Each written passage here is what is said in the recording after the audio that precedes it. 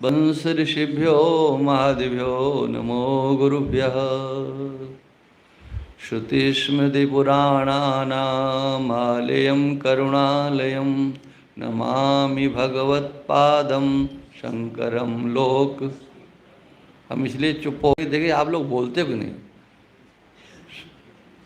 नमामि भगवत्पादं शंकरं लोकशंकरं शंकरं शंकराचार्यं केशवं वादरायणं श्रोत्रभाष्यकृतौ वन्दे भगवन्तौ पुनः पुनः। ईश्वरो गुरुरात्मेति मूर्तिभेदविभागिने व्योमवद्व्याप्तदेहाय दक्षिणामूर्तये नमः। प्रशान्तभावं शिवमद्वितीयं प्रदायकं मुक्तिमखण्डबोधं प्रणाशिकं मोहमदादिदोषां प्रणमामि तं सद्गुरुवामुदेवम्। ओम शांति शांति शांति।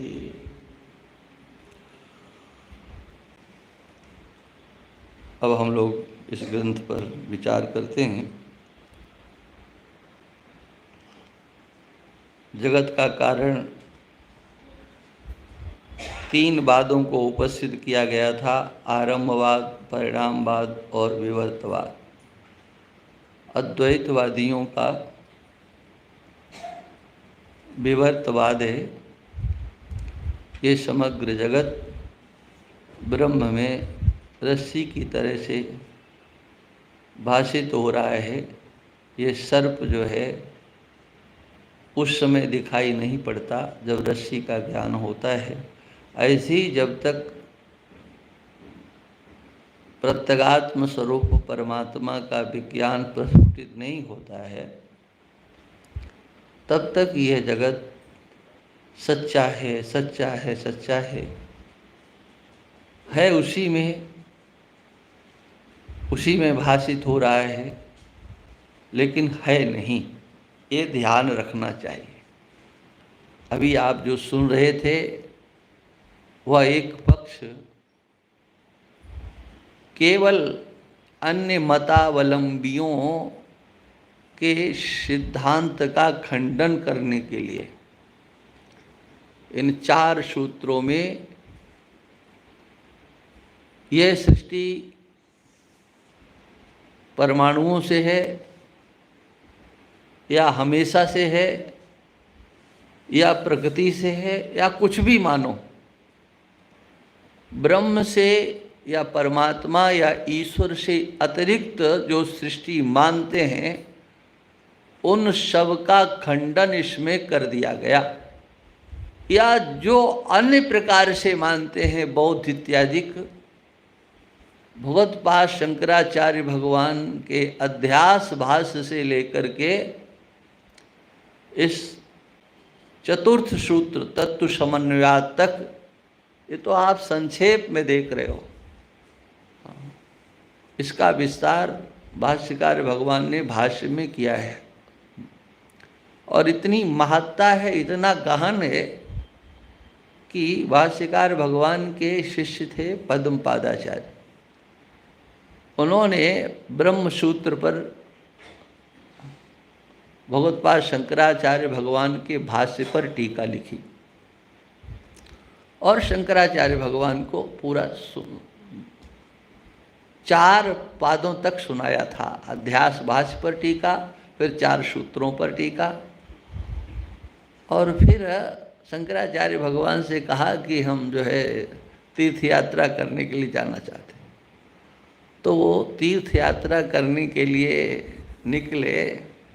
तो जहाँ से निकले थे, ग्रंथ उनके वो साथ में था। तो उनके एक मामा थे, वो बहुत बड़े उद्भट विद्वान थे। उस समय शंकराचार्य भगवान के समय में सबसे बड़े नैयायिक थे, उनके वो मामा थे। तो मामा के यहाँ कहा कि हम यात्रा करके आएंगे तब इस ग्रंथ को ले लेंगे, आप इसको संभाल करके रखना। ठीक है, चले गए यात्रा पर। अब वो मामा ने उसके पन्ने पलटे उन्होंने देखा कि इसने तो हमारे समग्र सिद्धांत का खंडन कर दिया, मटिया मेट कर दिया है। ये ग्रंथ अगर आगे चलेगा तो हम लोगों की तो मिट्टी पलीत हो जाएगी। इसलिए उन्होंने ईर्षा बसात, ये देखिए आप ईर्षा का स्वरूप, अपने घर में उन्होंने आग लगा ली।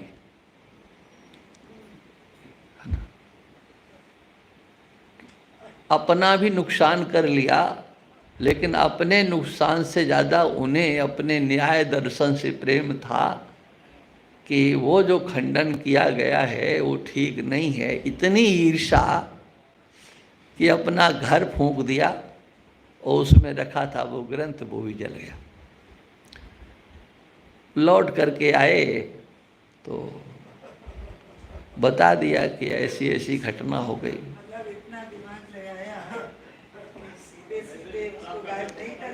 अरे तो ये बता रहा हूँ कि कोई ग्रंथों का विद्वान हो जाए तो साधु हो जाएगा, ये नहीं है। हाँ, ये ईर्षा और द्वेष की तरंगें कितनी प्रबल होती हैं ये देखो। बहुत बार शंकराचार्य भगवान के पास आकर के पद्मपादाचार्य रोने लगे। शंकराचार्य भगवान ने कहा, देखो भाई, मैं संपूर्णता से तो तुम्हारे ग्रंथ को फिर वो नहीं कर सकता, लेकिन तुमने हमको जितना सुनाया था, चतुर्थ सूत्र तक तुमने हमको सुनाया था, जो कुछ लिखा था वो मैं पूरा का पूरा तुम्हें सुना सकता हूँ, तुम लिख सकते हो। इतना सुने कि बस पद्मपादाचार्य तो प्रफुल्लित हो गए, नाचने लगे, बस बस हो गया हो गया हो गया। तो सबने कहा कि इतना ही नाच रहे। शंकराचार्य भगवान की ओर देखने लगे। शंकराचार्य भगवान ने कहा, ये सब पूछना चाहते हैं कि तुम्हारा तो ग्रंथ जल गया, अब केवल ये 4 सूत्र बचे, इस पर इतना नाच। तो बोले, बस इन 4 सूत्रों में ही तो आपने आस्तिकों और नास्तिकों को सबको चौपट किया है। सबका खंडन आपने इन्हीं में तो कर दिया है। हमारे लिए तो बस वो आपके आधार था और जो हमने लिखा है। तो शंकराचार्य भगवान ने उसको जैसे का तैसा लिखवा दिया। वो ग्रंथ आज पंचपादिका के नाम से विख्यात है। पंचपादिका माने एक अध्यास भाष्य और एक 4 सूत्रों के 4 पाद जो है, उनको 4 सूत्रों को ही 4 पादों के रूप में। तो ये जो आप लोग सुन रहे हो, ये 4 जो सूत्र हैं, ये कोई सामान्य सूत्र नहीं है। ये तो यहाँ आप प्रथम सुन रहे हो कि ये सूत्र है, इनमें क्या क्या है। बृहदता तो जो महापुरुष हैं वो समझते हैं कि शंकराचार्य भगवान ने अपने अद्वैत सिद्धांत के लिए कैसी लेखनी चलाई है, उसका यहाँ पर वर्णन है इस ब्रह्मसूत्र में। तो अद्वैत सिद्धांत में ही है विवर्ताधिष्ठान ब्रह्म, अधिष्ठान है ब्रह्म, और उस ब्रह्म को ही न जान करके ये जगत दिखाई पड़ता है। जैसे रस्सी को न जान करके सर्प दिखाई पड़ता है, ऐसे ही ब्रह्म के ज्ञान के बिना ये जगत सत्य दिखाई पड़ता है। ये यहाँ पर वर्णन चल रहा था। अब ये कहते हैं कि आपने जो कहा कि घड़ा है, कपड़ा है इत्यादि, इसमें जो है यही तो हमारी सत्ता है। इससे आपके जगत की सत्यता सिद्ध नहीं होती है, क्योंकि जो वस्तु है वो आज जैसी है कल दिखेगी क्या? नहीं दिखे। कल का मतलब 10 महीने बाद, 10 साल बाद उसका स्वरूप बदलेगा। लोग गाड़ी खरीदने के लिए जाते हैं ना शोरूम में, है ना, एकदम नई, अच्छा लेकर के आप उससे नीचे आ जाओ शोरूम से, तो शोरूम वालों की दृष्टि में अब वो गाड़ी नई नहीं रही है। बोले अरे अभी तो हम 100 मीटर भी नहीं चलाए। बोले इससे कोई मतलब नहीं, तुमने बस स्टार्ट कर ली है। हाँ, कहते अब तो वो सेकेंड हैंड हो गई। हाँ, क्या है, दिखाई थोड़ी पड़ता है। ये जगत जिस तरह से क्षीण होता है, नष्ट होता है, ये कहाँ पता लगता है। हाँ, और एक अच्छी बात है, अगर पता लग जाए ना तो आदमी रोना बंद नहीं करे कि बस बस बस अब जवानी जाने वाली है, ये इसका मुहूर्त है, कैसा लगेगा। हाँ, पता नहीं लगता है, बस ये भगवान की कृपा समझ लो या महामाया देवी की महिमा समझ लो। ये बात कहते हैं कि देखो, जो आप घटासन इत्यादि पटासन कहकर के जो कहते हो, तो इसमें तो मिथ्यात्व का ही निश्चय होता है और ब्रह्म की सत्यता निश्चय होती है। पूर्ववादी ने जो कथन किया था वो असंगत है, क्योंकि सो उक्त अनुभव उन घटपटादिकों में अधिष्ठान चैतन्य के सत्यपने को ही विषय करता है, माने कहता है। कोई घटादिकों के सत्यत्व को विषय करता नहीं है। इससे सो अनुभव उस प्रपंच के मिथ्यापने का ही बाधक नहीं है, बल्कि साधक है ना। देखो यहाँ श्रुति है, नेह नानास्त किंचन, यह श्रुति ब्रह्म से अतिरिक्त अब सबका निषेध करती है। नेह नानास्ति किंचन, मृत्यो स मृत्युम गच्छति या इह नानेव पश्यति। वह बार बार जन्म मृत्यु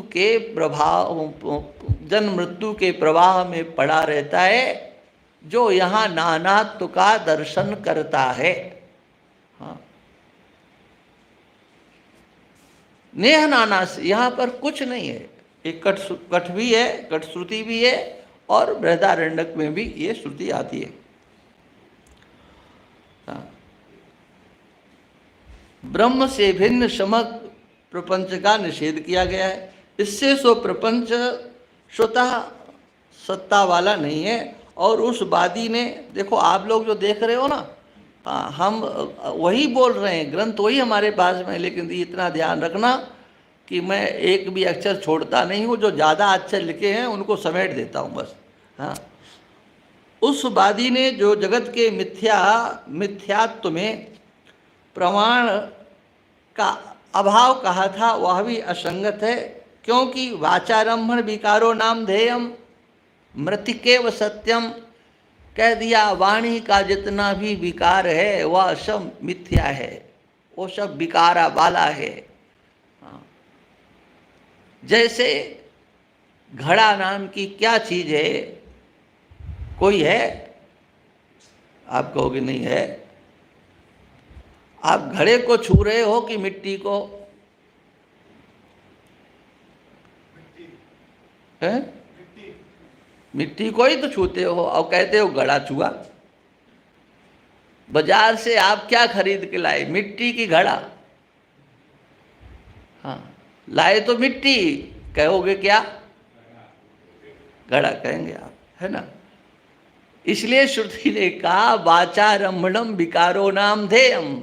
ये वाणी का जितना भी विकार है ये सब मिथ्या है, मृत्तिकेव सत्यम है। अरे बड़ा घड़ा ले आए या घड़ी ले आए। हाँ, घड़ा और घड़ी मतलब छोटा है तो घड़ी कह दो, है। अनेक प्रकार से जो उसकी आकृति इत्यादि व्यवहार का वर्णन है वो सब मिथ्या है, मृत्तिकेव सत्यम। तो क्या कहते हैं कि ये श्रुति देखो सीधे सीधे जगत का मिथ्यात्व वर्णन कर रही है। अथवा ब्रह्म को, उस जगत का उपादानपना अवश्य आपको स्वीकार करना चाहिए, क्योंकि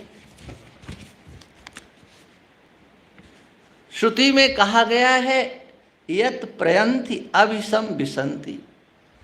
हाँ, अभी जिसकी चर्चा चल रही थी ना, ये तो विवाहिमानि भूतानि जायन्ते येन जावतानि जीवन्ति, कुछ श्रुतियाँ तो ऐसी है कि सुनते सुनते ही आपको याद हो जाएंगी, आपके दिमाग में भर जाएंगे, अर्थ भले ही समझ में ना आए। हाँ, यत प्रयंति, जिसकी ओर वह प्रयाण कर रहे हैं, जिसकी ओर सब ये संसार जा रहा है, और अविषम विशंति, पूर्ण रीति से, अभिता माने चारों ओर से, अभी उस पर उपसर्ग लगा करके ये कह दिया गया कि बस सम्यक रीति से, विशंति नहीं, सम विशंति, अविषम विशंति। हाँ, माने शेष कुछ बचने वाला नहीं है। दो उपसर्गों का प्रयोग श्रुति यहाँ करती है, अभि और सम। विष धातु प्रवेशने अर्थ में है। हाँ, ये विशंति ही कह देते तो इतने से भी काम चल जाता। बोले नहीं, कुछ रह गया, का ऐसा नहीं, सम्यक रीति से, नाम रूपे विहाय यथा नद्या संदमाना समुद्रे। जैसे नदियाँ समुद्र में जब जाकर के मिलती हैं तो अपने नाम को, अपने रूप को वो बिल्कुल विलय कर देती है, छोड़ करके समुद्र में विलय होती हैं। ऐसे ही ये जो संसार है, जब ब्रह्म के साथ एक ही भूत होता है तो कुछ बचता नहीं है ना। सम विसंति, सम्यकतया, अच्छी रीति से, ये मैं अपनी ओर से अर्थ कर रहा हूँ, यहाँ ढूंढोगे तो नहीं मिलेगा। और अभी उपसर्ग ये कहता है सब ओर से। हाँ, माने दो उपसर्गों के द्वारा, श्रुति के द्वारा ये कहा गया, किंचित भी अवशेष कुछ रहता नहीं है। हाँ, बोले कि वो अज्ञान या माया, अरे जब कार्य नहीं रहा तो कारण कहाँ रहेगा। कार्य और कार्य का उत्पादक वो माया, वो भी कहाँ रहने वाली है, वो सब लीन हो जाते हैं सम्यक रीति से। यह श्रुति उस ब्रह्म में जगत के लय को कथन करती है, और जिस कार्य का, जिस कारण में लय होता है, उस कार्य का वह कारण उपादान होता, उपादान कारण होता है। जैसे घटादिक कार्य का मृतिका आदि कारण जो अब में ही लय होते हैं, इससे उस घट आदि कार्य का सो मृतिका ही कारण है, उपादान है, उपादान ही देखने में आता है। इसी तरह से श्रुति तैसे लिखा ना, इसको मैंने इसी तरह से कह दिया। इसी प्रकार से श्रुति प्रतिपादित जगत के लय का आधार होने से उस ब्रह्म को जगत का उपादानपना अवश्य मानना चाहिए। अथवा बहुश्याम प्रजाएय, ये एक श्रुति है, कहती भगवान ने संकल्प किया, हाँ, मैं एको हम बहुश्याम, मैं एक से बहुत हो जाऊं। क्या करेंगे आप बहुत होकर के? कहा प्रजाएय, हाँ, प्रजा की सृष्टि करूंगा, जगत की सृष्टि करूंगा। इस श्रुति में ब्रह्म का बहुत पना कथन किया गया है, और लोक में मृतिका अधिक उपादान कारणों को ही घट शराव आदि रूप में, बहुत रूप में देखने में आता है।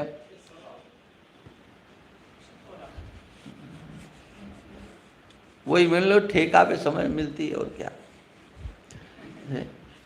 अरे शकोरा नहीं बोलते हो, इतनी तो अक्कल लगा लिया करो।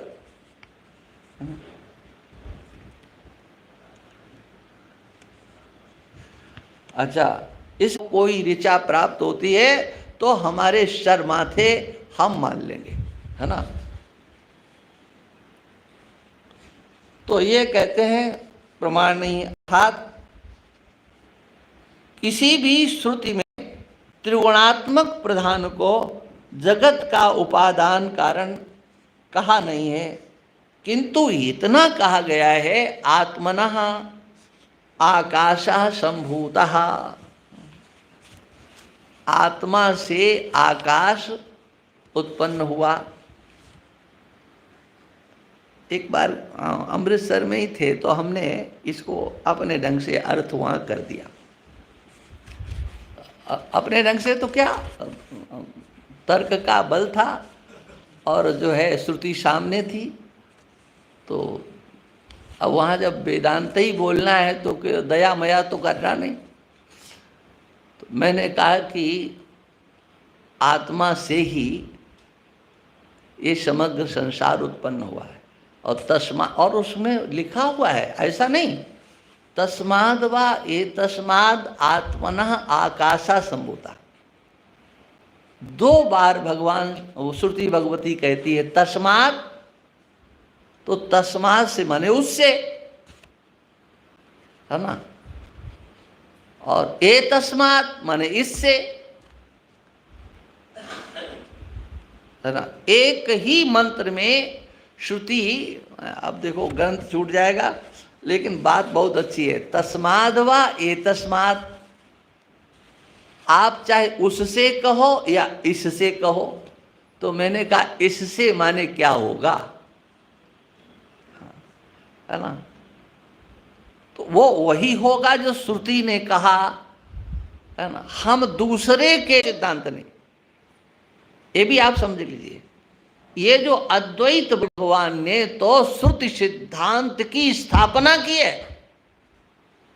कि नहीं, ये शंकर, ये तो दूसरों ने, हाँ, ये शांकर वेदांती हैं। बोले आप क्या हैं, बोले हम रामानुजी हैं। अपने को रामानुजी वैष्णव बताने के लिए या अपने को शाक्त बताने के लिए हम शाक्त सिद्धलों को इन दूसरों ने, कम वक्तों ने कहा क्या कि ये शांकर वेदांती हैं। अपने, हाँ, शंकराचार्य भगवान ने तो श्रुति सम्मत या सूत्र सम्मत, एक दिन मैंने कहा था ना, उसको आप फिर समझिए। पूर्व मीमांसा से लेकर के सांख्य दर्शन पर्यंत जितने भी हैं वह सब 2 की चर्चा करते हैं या 2 से अधिक की चर्चा करते हैं, वो सब द्वैतवादी हैं। 2 हों, 2 से ज़्यादा हों, जो भी हैं द्वैतवादी हैं। ये सब द्वैत के प्रतिपादक हैं। तो जो उत्तर मीमांसा है, यह माने उत्तर पक्ष, आपने जो पूर्व पक्ष स्थापित किया है ना, उस पूर्व पक्ष का उत्तर हम दे रहे हैं। तुमने द्वैत की स्थापना की है, तो देखो दोनों ही हैं गुरु चेला।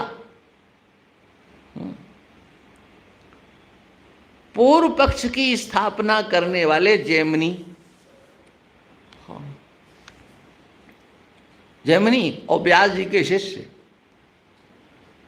स्थापित कर दिया कर्मकांड सिद्धांत। 80,000 कर्मकांड के मंत्रों को ला करके रख दिया अपने पूर्व मीमांसा में। इतना ही है तो अपने, अब जैमिनी का खंडन कौन करे? तो व्यास भगवान ने कहा बेटा हम करेंगे तुम्हारा खंडन। तो व्यास भगवान ने उत्तर मीमांसा ग्रंथ इस ब्रह्म सूत्र की रचना की, है ना। ये है माने द्वैतवाद का खंडन करने के लिए ये अद्वैतवाद का ग्रंथ ब्रह्म सूत्र है, जिसको आप लोग प्रातःकाल श्रवण करते हो। तो यहाँ पर जो कहा गया आत्मना आकाशा संभूता, आत्मा से आकाश उत्पन्न हुआ है ना। माने कोई ये कहने की हिम्मत नहीं कर सकता क्या कि मेरे से आकाश उत्पन्न हुआ, मेरे से सारी सृष्टि उत्पन्न हुई, क्योंकि हृदय धक धक करने लगता है। ये तो सुन लेंगे ये वेदांती लोग, क्या, हाँ आत्मा ब्रह्म, लेकिन जब ये कहा जाएगा तुम ये कहो कि ये सारी सृष्टि मेरे से है, तीनों लोक 14 भुवन मेरे से, है ना, सत्य तो यही है, एक मेवा द्वितीयम ब्रह्म है, तो उस ब्रह्म को तुम अपने से अलग ढूंढने को जाओगे तो इस जन्म में नहीं 1000 जन्मों में भी तुम उसे ढूंढ नहीं पाओगे, है ना, ये ध्रुव सत्य है। इसलिए ये सीधी बात है। और यहाँ पर कहा गया ब्रह्म से सृष्टि है, ठीक है ना, ब्रह्म से सृष्टि है, तो और ब्रह्म और आत्मा आप एक सिद्ध करते हो, तो इसमें क्यों आपकी जान निकलती है कि आत्मा से सृष्टि है? ये कहने में क्यों हिचकते हो? आत्मा और अहम एक है, ये दो नहीं हुए, लेकिन नहीं हिम्मत पड़ती। तो यहां पर जो कहा गया, इस सर्व श्रुतियों में चेतन ब्रह्म को ही जगत का उपादान कारण कहा है। अब ग्रंथकार स्वयं इस बात को कहते हैं, यद्यपि इस उक्त श्रुति से, उक्त माने तस्मात् आत्मना आकाशा संभूता, ये जो श्रुति हमने कही है आत्मा को ही उपादानता प्रतीत होती है, ब्रह्म को उपादानता प्रतीत नहीं होती है, लेकिन ब्रह्म से सृष्टि है ये कहने के लिए एक श्रुति और है। इसलिए आत्मा और ब्रह्म का अभेद भगवत्पाद शंकराचार्य भगवान ने तैत्तरीय श्रुति में कहा कि नहीं, यहाँ पर जो आत्मा शब्द है वो प्रत्यक्ष ब्रह्म के लिए ही है, आत्मा के लिए नहीं है। क्यों? अब देखिए आप, बात ये होती है कि हम लोग कभी कभी बहुत ज़्यादा फेंक देते ना, और इसलिए कि हमें पता है कि आगे वाले जितने भी हैं अगल बगल, आगे तो उनको कुछ कहना नहीं है, इसलिए हमें अपनी सिद्धांत, अपनी बात रखने के लिए दृढ़ता से, मजबूती से खूंटा गाड़ देना है। अब जिसके दम हो सो खाड़े, है ना। तो लेकिन अब देखिए शंकराचार्य भगवान ने किस तरह से ब्रह्म से उस सृष्टि को सिद्ध किया, ये हम आपको बता रहे। आप इसमें देखोगे तो नहीं, ग्रंथकार लिखते हैं एक श्रुति और भी तो है, तत्स्वा तदेवानुप्राविशत, है ना, उसने सृष्टि की और वही प्रवेश कर गया। यहाँ पर तो आत्मा की बात नहीं है, इसलिए किसने सृष्टि की? कहा ब्रह्म ने सृष्टि की और ब्रह्म ही प्रविष्ट हो गया। इत्यादि श्रुतियों से ब्रह्म का ही जीव रूप में, जीव भाव में, जगत में प्रवेश का कथन किया गया है। इससे आत्मा ब्रह्म से भिन्न नहीं, माने जो जीव है वह ब्रह्म से पृथक नहीं है। गीता भवन में अब की बार 7वें अध्याय का चला था, तो वहाँ पर एक श्लोक आता है गीता में, 2 प्रकार की भगवान प्रकृति का निरूपण करते हैं। एक अष्टधा प्रकृति, एक का नाम है अपरा प्रकृति और एक का परा प्रकृति। तो अष्टधा प्रकृति को तो अलग अलग करके भगवान दिखा देते हैं, और परा प्रकृति, हाँ, जिसको कि जीव कहा गया है, ये लोगों को शब्द बहुत प्रिय है, इसे छोड़ नहीं पाते।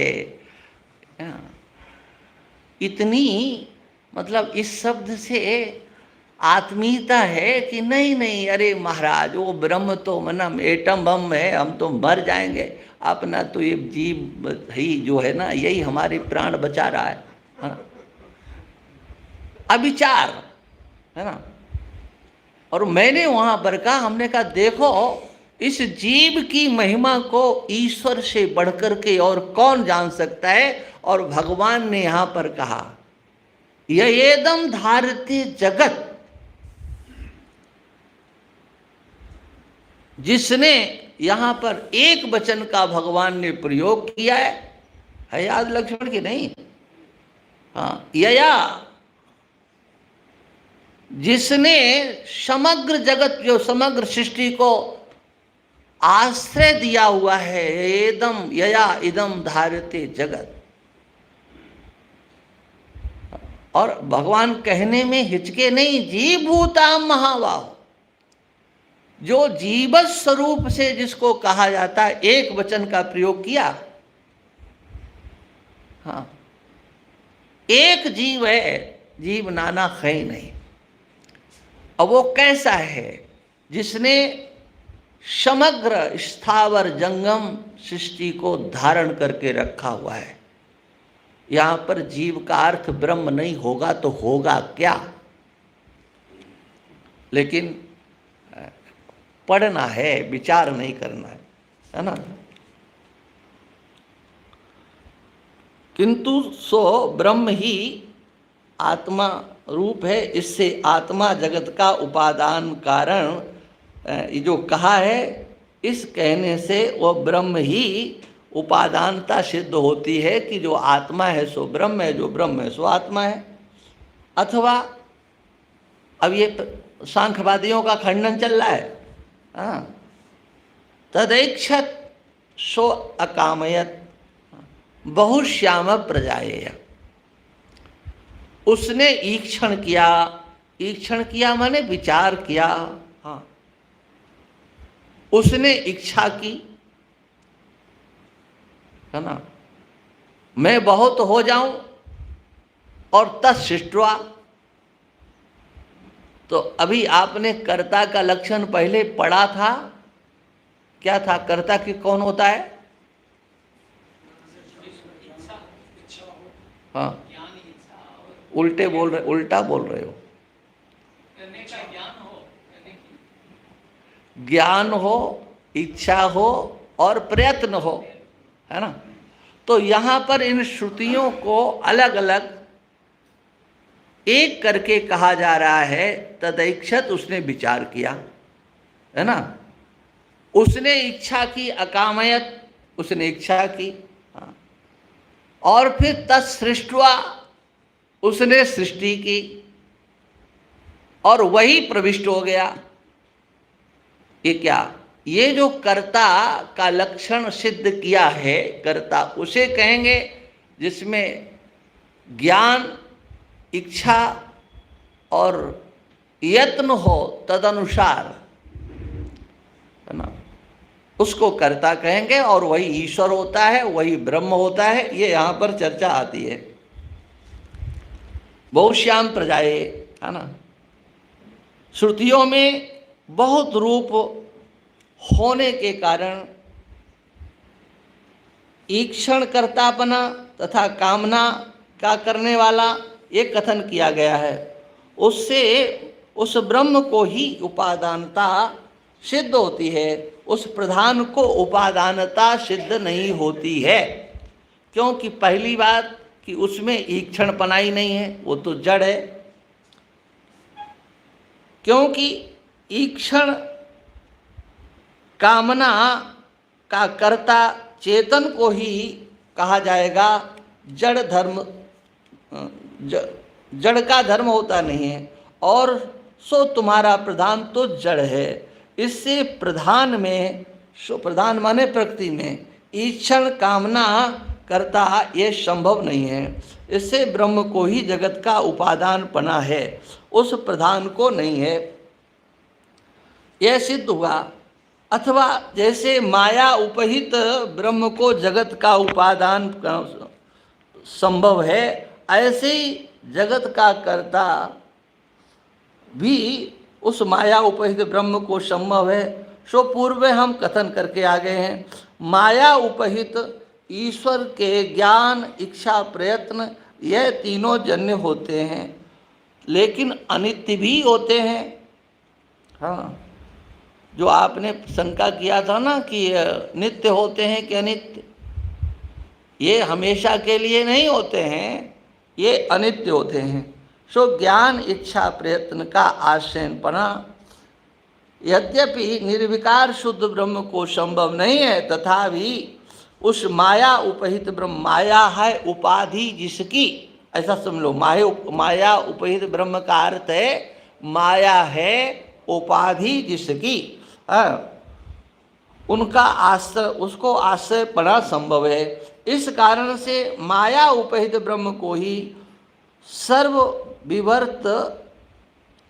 सर्वविवर्त जगत का अधिष्ठान पना है। यह सो पूर्व उक्त दोष प्राप्त होता नहीं, जितने आपने दोष बताए थे वो प्राप्त नहीं होते। इससे सो पूर्व उक्त अभिन्न निमित्त उपादान कारणत्व ब्रह्म का तटस्थ लक्षण संभव है, यह सिद्ध हुआ। ठीक है, अब इतना ही रखो। ओम पूर्णमदः पूर्णमिदं पूर्णात् पूर्णमुदच्यते पूर्णस्य पूर्णमादाय पूर्णमेवावशिष्यते। ओम शांति शांति शांति। श्रुतिस्मृतिपुराणानामालयं करुणालयं नमामि भगवत्पादं शंकरं लोकशंकरं, शंकरं शंकराचार्यं केशवं वादरायणं। श्रोत्रभाष्यकृतौ वन्दे भगवन्तौ पुनः पुनः। ईश्वरो गुरुरात्मेति मूर्तिभेदविभागिने व्योमवद्व्याप्तदेहाय